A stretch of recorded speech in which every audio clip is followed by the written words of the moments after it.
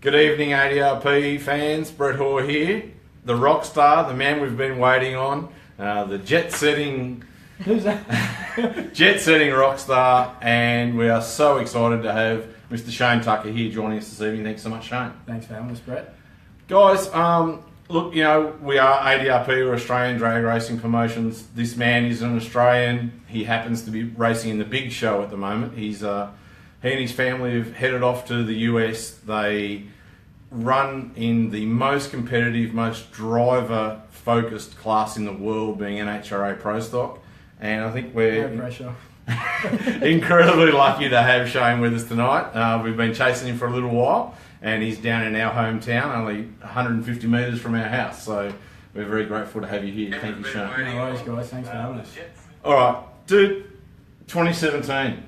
It's here already. They told us when we were young that as you got older it went faster. Man, it's going fast. We're already in February. I'm a big believer in that now. I've got 2 daughters now. I mean, the years are seem to be streaking by. But no, I'm pretty excited this year. We've got some big things happening. And used 2016, I guess, a bit of a stepping stone to get our feet wet back in the NHRA.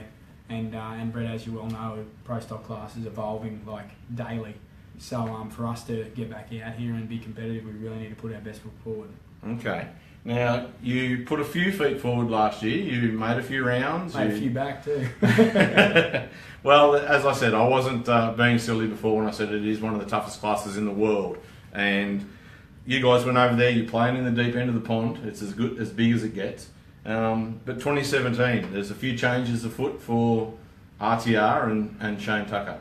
Yeah, I think, look, 2016 we ran back with the guys at Elite, and they you know, I ran with them in 14, and I have the utmost respect for the guys at Elite with Richard and those guys. But I think for us to really, make a mark on NHRA ProStock, we really need to have our own engine program, and that's our whole goal in the from the very beginning. My dad's a motor mechanic by trade. That's what he wants to do. Yeah. So for us to go and compete and to him to be satisfied at the end of the day, I think we need to run our own stuff. So yep. We got a couple of really talented and experienced NHRA ProStock motor builders that are on board with us now, that I think is really going to put us right at the forefront where we need to be. Australia, I think, have really had a handle on the EFI stuff for quite a while. And we've got some guys back in Australia that I think we're going to put us where we need to be as far as tune-up goes on the EFI stuff. It's all speculation until we get out there, and it's who's who in the zoo when you get out there. So, hopefully the driver can get his shit together. And can I say that? You can say that. That's cool. That's cool. We're after children have gone to bed this evening. It's ADRP up late. Oh, it's wide open. It is not quite wide open, being Shane Tucker. Okay. So your dad, as you said, I mean, he's a ProStock legend in this country. You guys have done enormous things in this country. A lot of us from afar, sitting on this side of the world, watching you over there, going, "Oh wow, they're not running an RTR engine program. They've got a leased program." As I said, we know how competitive NHRA ProStock is. I mean, 1 to 18 is less than a tenth of a second. So it was a good step for you guys to introduce those companies. But you've built the factory, the house, the shed, the new workshop. You're talking about this new program. I think everyone's really excited to hear that that's what's going to happen this year. I think, I mean, the past, 12 months, we probably set the foundation on the whole racing program. 2014, we had an opportunity, a huge opportunity in business that I really couldn't, step away from, and I really needed to take a step back from something, and one thing had to give, and obviously it was a racing program. So in 2016, I said to my dad, I said, look, we can go back and do it, but I'm not going to do it on our, half-assed stuff that we think's maybe going to work. I said, when we run our own stuff, we need to make sure we're competitive. So for now, I think the best option would be running with the guys at Elite. I said they're proven and they're running really fast with Vincent at the time. Yeah, for sure. And Erica and Jeggy and them will be really fast this year, there's no doubt. So look, as the saying goes, man, it won't happen overnight, but it will happen. All right, so you talked a little there about, I mean, we know Shane Tucker from Australia. He was the Monster Energy driver. You get some great sponsorships in this country. You're now playing, as I said, that deep end of the pond. Mm-hmm. Tell us a little bit about your wonderful company, Auzmet Architectural, that is now footing the bill, if I might say that. I mean, they're your major sponsor. Yeah. I know from our discussions that you take things very professionally. You have a business and you have a race car, and they have an intertwined relationship, but it has to work. They do. They have to work. And look, I've got a general manager in the US and a general manager in Australia. So the budget's made up with both companies. Okay. And for me to be honest with both of them, because they both, they scale themselves and their performance on how the businesses do at the end of the financial year. And look, if we don't have an actual budget, a legit budget we stick to, then how are these guys going to know if they're doing a good job or not? So I have to be fair with what I give them and say, this is what we're proposing to do. This is a return on investment. And looking in the past, I think that we wouldn't have a company in the US if it wasn't for the NHRA program that we had. Not, I was skeptical on the whole marketing program after getting flogged for so many years on it, but it's I guess it's proven me wrong a little bit from time to time. So I think we've got a good deal, and I think ProStock might be a bit of a redheaded stepchild sometimes on the whole marketing side of things, but look, it is what you make it. You got to make a personality out of the drivers and the teams and everything else, and that's when you're going to gain some media. Absolutely. So from our side of it, I think we can do some other creative stuff behind the scenes for Auzmet and everything else, and bring some clients to the racetrack, but they really appreciate. And we did it in Dallas on a smaller front, and it had gained some good traction. So it didn't hurt that we actually had some good results at that event, thank God. So we've talked offline a little bit about exactly what you just said. You spoke about Auzmet was on the side of the car. Mm-hmm. You had a relationship grow in America, and a business relationship grow in America because of that. So you're really seeing that it's not just an intertwined business. You are giving ROI to your parent company. Look, I think, and I mean, this is probably something that there's a lot of companies, and whether it be on the Fortune 500 companies or the smaller companies investing in, drag racing as a whole, and if they're skeptical about it, I mean, I was one that invested in myself, but the fact of the matter is I've seen it firsthand. And when we went to the US National in 2014, I had an email in our sales office on the Tuesday, because the US Nationals run on Monday, from my production manager, said, mate, look, I know these things come across a lot, and you might be, a little bit, hesitant to reply because it could be all BS, but this is one I think you need to look at. So as it turned out, looked at it, did some research on the company. They were a 40-year architect firm. They did all the major project stuff in Dallas, in the Texas region. I met with one of the principal of the company, and as it turns out, Don Powell, who's the principal of the company, introduced me to probably 5 of the largest GCs and 5 of the largest architects in Texas, and that made us where we are today in the US. And man, it's something that I believe that will probably outgrow our Australian market, and this is due to marketing in NHRA and drag racing. So look, if you're skeptical about it, then I mean, this is I guess proof to it. Yeah. So you're living the dream. You have proven that what you believe works. You have created a business that you wanted to create to be able to fund your racing. Yep.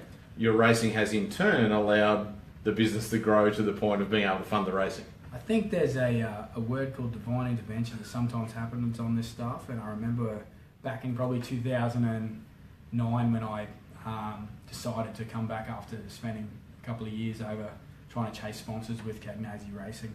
My dad sort of said to me, mate, look, it's probably not going to happen, and for a 22-year-old kid, you're thinking, I don't want to go home and work. Yeah, I'm in the big leagues now. This is it. I'm done. I'm not actually planning on doing anything else but racing for a living and drinking beer. So for me, it was tough, and I guess tough pill to swallow at that age. But in the end of it, you had to sort of man up and think, yeah, no, you're probably right. I need to go back and put your head down by a month. I remember we got home and I said to my dad, I said, mate, the only way we're going to do this, we're going to do it ourselves. Yep. So we created a company, and we made, you had some really, really good opportunities and made some good headway. And when we went back and raced over there, maybe it was one of those unfinished business, and someone upstairs was looking over us and thought these guys maybe need a break. Okay. So, well, it doesn't hurt that it's a damn fine looking race car, and very, very eye catching compared to some of the other ProStock cars over there. I might get in trouble with the NHRA boys, but your car certainly stands out as something different. Yeah, that's something we've sort of prided ourselves on, being a architectural facade firm. We pride ourselves on our image and everything else. So. A little bit of design there. Yeah. Now, speaking of cars, there's a new car in the wind. Talk to us about that. Yeah, we look at the end of the last season. My dad's not a person that really likes to, what's the word? I guess probably succumb on defeat or anything else. But He likes to win. Yeah, and the guys at Jerry Biggle, they build us a great race car. They do build a fine race car, but for us to be able to refine that, we need to be racing 24 races a year. Yeah. And for us, we can't with our schedule. So I guess I had a meeting with Dad and the rest of the boys, and I said, for us to be able to do this, we need to have a car that we know and other people know as well. So the decision was between Rick Jones, who obviously is, he doesn't need an introduction on what he does for the boys over at Elite, or Jerry Haas, which has got a number of cars out there. So between the two of them, we're going to make a decision on what we're going to do and what direction we're going to go, because I think there's probably some really good feedback back from those guys who race week in and week out. And something we need to turn up with. We need some data on it straight away. So you're here in Melbourne tonight. You're back to Queensland tomorrow. You're off to the States on Thursday. Yeah. Are you going to be looking at some new tube on Thursday or Friday? You never know, man. You never know. All right, well, I guess we'll keep that one under wraps. Nicole's got a question for us, I'm going to interject. Somebody's asked about racing door slammer or a top fuel car, Shane. Whoa. Whoa. Yeah. Nice one, Chris. Where did the question come from? Yeah. No, I can't say. I'm a competitive person, so there's no doubt that I would jump in a fuel car or door slammer. I think it doesn't matter. Things got wheels. I'm going to probably want to jump in and be competitive in it. So fuel cars always grab my interest. I had some conversations with Don Schumacher in the past about some stuff, and you guys know from a marketing point of view that's probably a no-brainer.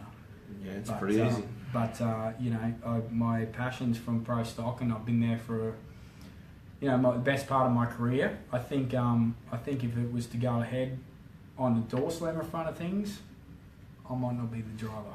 I might have a female in there, and she might be related to me. Oh.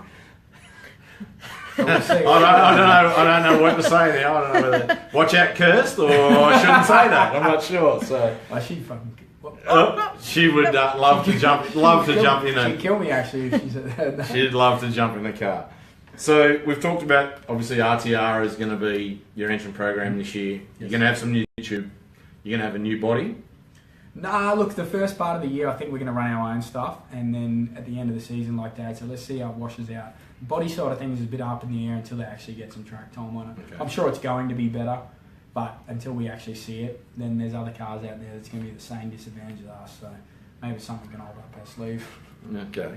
All right, now we talked about the Australian side of EFI a little bit, sort of flipping the tables on the Yanks a bit. I mean, they've got these 100 years of ProStock experience, knowledge, books. We see the Lee Beards come out to Australia and they open their little black book and they've got so many runs in there.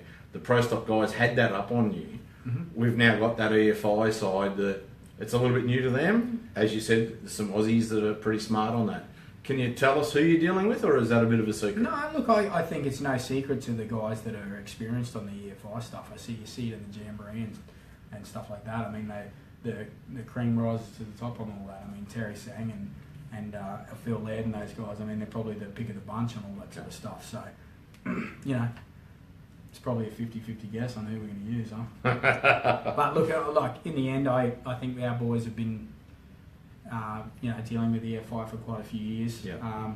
Kenny McNamara and those guys on Triple Eight's motor stuff. I mean, they're very good. Jamie Noonan and those guys have been extremely good on that.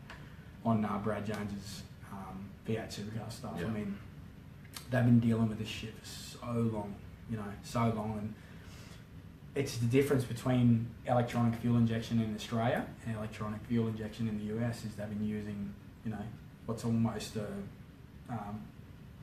half-assed carburetor with injection on over there, as opposed to real fuel injection. Okay.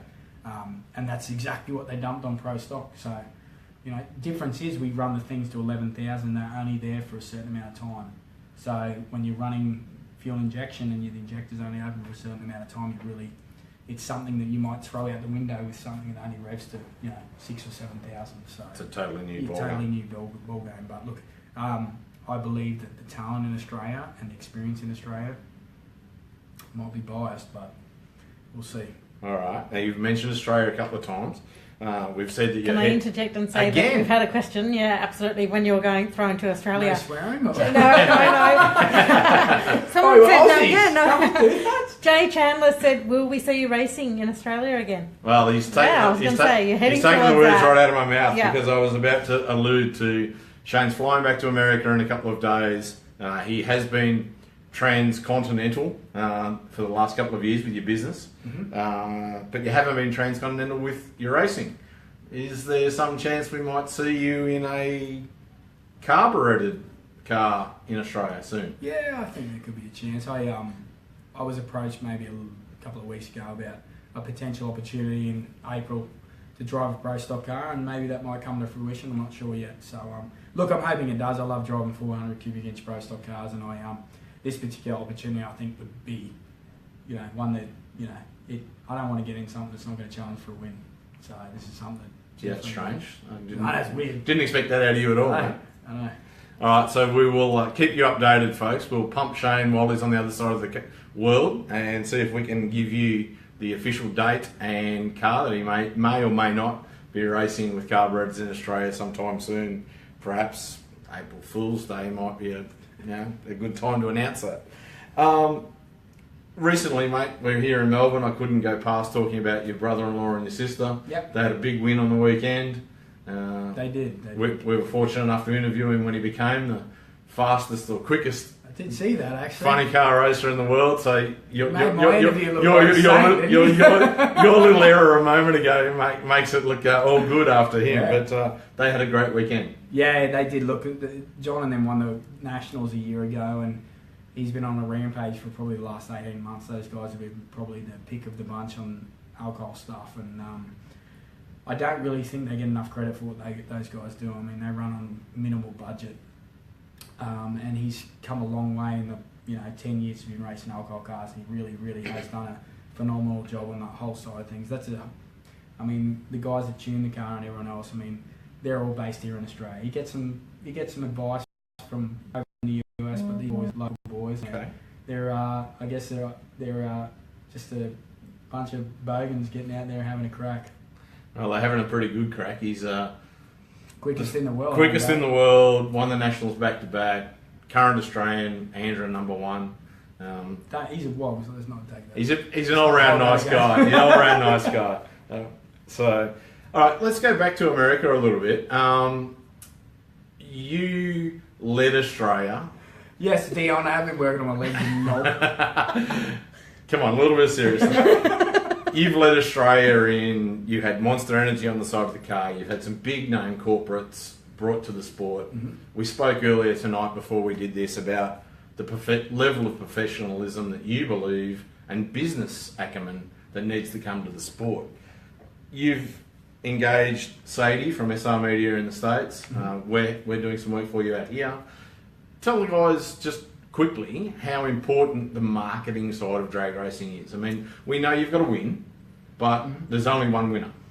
I think, I don't have all the answers on. I'm very young on this side and probably a bit green around the gills on it. But from my side of it, you could call it prima donna or all the bullshit, but I'm telling you that image is everything. And that's what you really need to understand, that what we do is for kids and it's for a younger generation.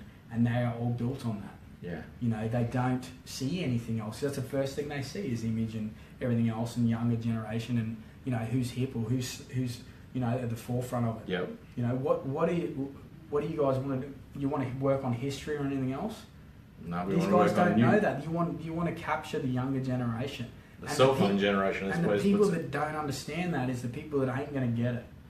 If you want to run your business, you want to run your race team as a hobby. That's all it's ever going to be. But don't ask for the big check. Yeah. And that's honest to God. Don't ask for the big check if you think you're going to run it as a hobby.